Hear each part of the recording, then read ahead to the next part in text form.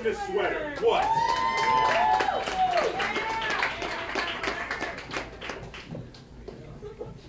Evening.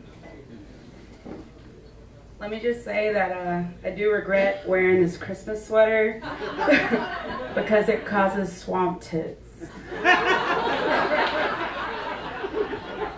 So, I used to be a video photographer, aerial video photographer.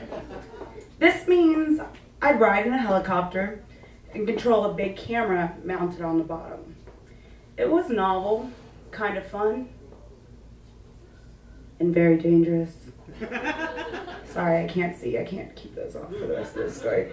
I knew this because I got the job because someone else died doing it in a helicopter crash. Here are some of the things that happened during my first week of training. I was scheduled to fly with Dave, my trainer, during morning and evening rush hours. In between, we were on call at the airport in case of an emergency. Dave liked to sit around in the dark and watch judge shows, so that's what I did too. One of our pilots, Mario, was a very intense little man. The first time I met him, he came in the room, stopped and looked at me. He turned to Dave. "Who's that?" Dave told him I was the new photographer. He looked at me again. He came in real close. "If we were gonna go down, would you drag me to safety?" I said the only thing that came to my mind. "Yes?" He seemed satisfied.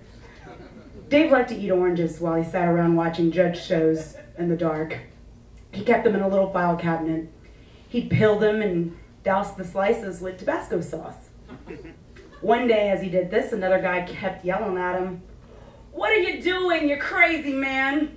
To which Dave responded, while he drenched the slices in Tabasco sauce, "My doctor told me to eat more fruit. Fruit is healthy for you." One day Mario came in wearing a bra. Not sorry, that's pretty ridiculous.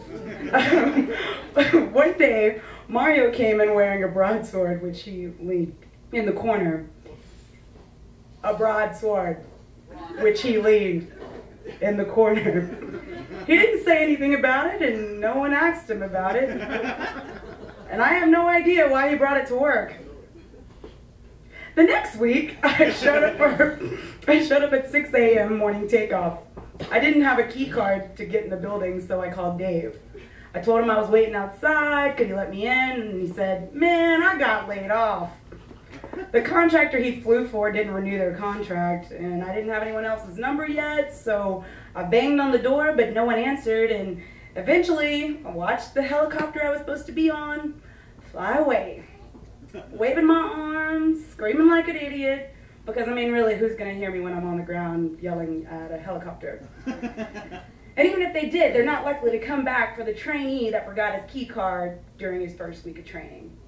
My first day to fly with the new trainer, Samantha, was also the day the new helicopter was being delivered. I asked why a new one. Everyone around me looked at me funny. It was the replacement for the one that had recently crashed with 2 guys in it. The guys who were everyone's co-workers and friends, one of those of whose jobs I now had. Everyone went outside to go watch the new helicopter fly in. It was painted to look just like the old one, so everyone was really emotional. Everyone except for me, because I had no way of knowing it looked just like the old one. So all these people, pilots, photographers, mechanics, were all crying and praying and hugging each other. And I was just standing there feeling awkward. 10 minutes later, I was in the air with Samantha and Mario, the intense little man. They were still crying and would continue to do so off and on for the entire 2 hours we were in the air.